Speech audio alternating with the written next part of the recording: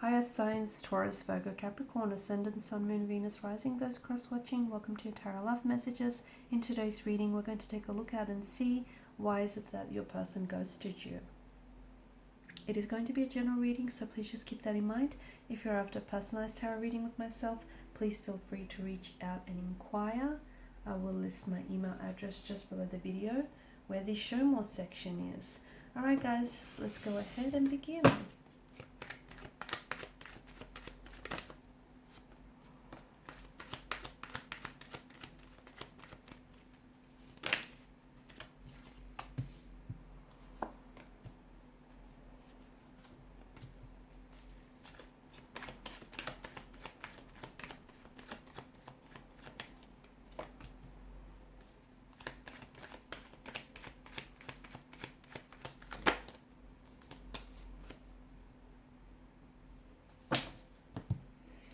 Okay, I think your person didn't necessarily see this working out, to be honest with you. And, you know, when someone doesn't believe that the two of you are meant to be, or the two of you have a connection here, they feel a lot more justified in ending a relationship, in ending a connection. I do feel like this person had a fear of hurting you though, which is why they didn't necessarily sit you down and tell you what was going on with them emotionally, internally. They've just sort of abruptly ended the connection, or just, you know, abruptly cut off all contact, all communication with you. That's not to say there wasn't a spark, because there clearly was, and there still may be.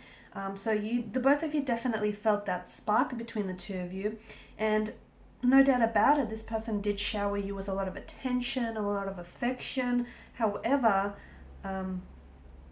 they may have even done a slow fade for some of you. It may not have been all that abruptly.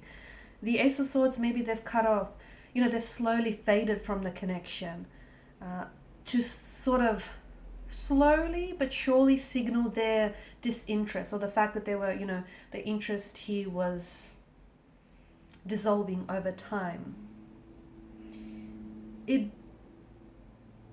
They were also avoiding hurting you, okay? They were sort of trying to do it with grace.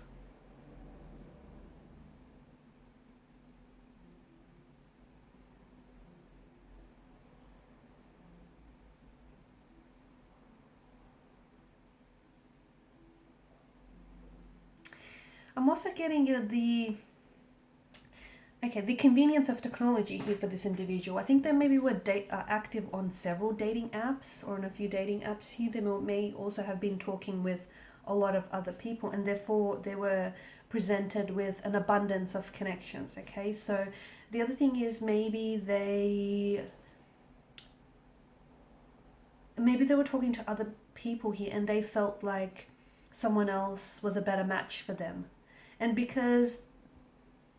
the two of you may have even met on a dating app. And a lot of the times, you know, people these days use their devices, their mobile phones, their computers and whatnot, as a shield. So much so that people are then becoming desensitized, and they do things that they normally wouldn't do, like leaving people, you know, high and dry. So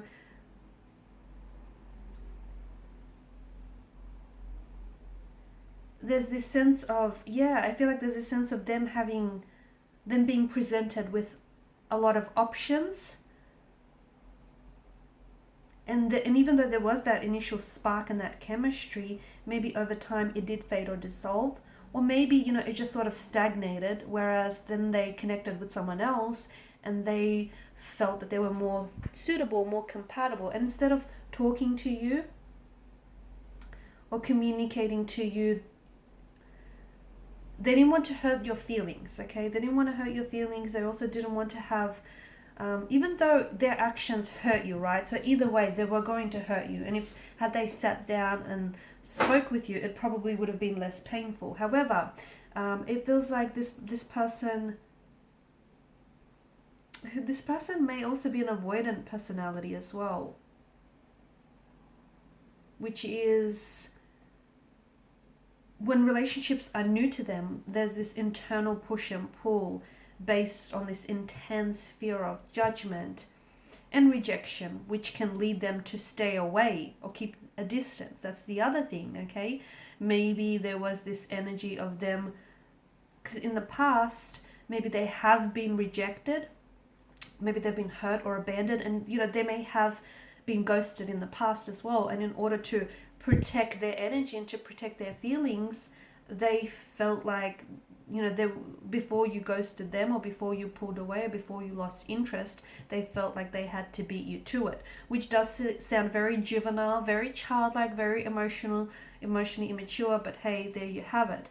I do feel like it's also, there's an energy of anxiety, okay? Maybe this person was also very worried about the outcome of the relationship and where it was going or where it was heading, and they felt that it was safer to just end things without any contact. Also, did I mention them having an avoidant or an insecure style, which basically leads them to go into hermit mode or turtle mode, as I like to call it. And what happens is this hermit mode energy or turtle mode energy manifests itself as ghosting behavior, because this is them essentially protecting their heart, protecting their guarding their heart, protecting their heart. So again, them ghosting you before you ghosting them rejecting you before you reject them. And there's this energy, this push and pull energy that we spoke about earlier. This person who does feel like they have a fearful, avoidant attachment style, basically they sort of oscillate between wanting and craving intimacy to then avoiding intimacy when they do get very close to someone, okay? So wanting, craving intimacy, and then avoiding and pushing people away when they feel that emotional closeness. And so it goes round and round.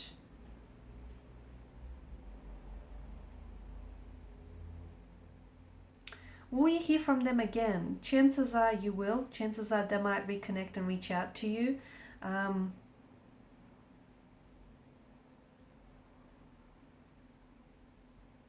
Oftentimes, people who ghost typically do.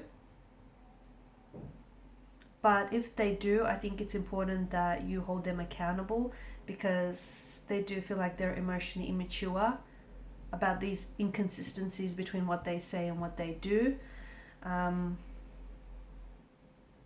There is it feels like there's a lack of committal energy, so a bit of a non-committal energy with them as well. I also feel like this person is doing things to self-sabotage, okay, ghosting, which makes sense. So them, seeing that maybe this could have been a relationship, maybe the chemistry or the spark did diminish a little bit, but there was a compatibility, there was a mental compatibility, but it feels like this person kind of sabotaged what could have been a healthy, relationship.